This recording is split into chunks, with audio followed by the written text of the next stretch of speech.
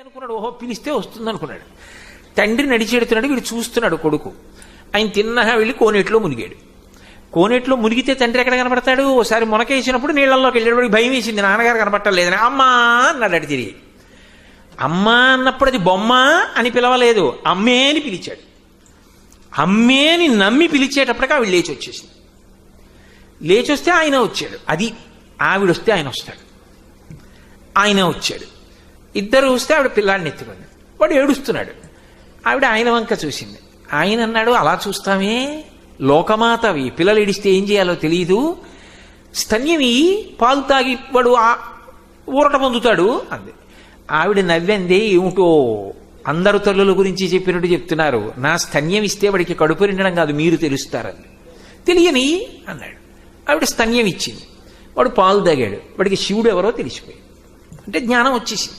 సర్వలో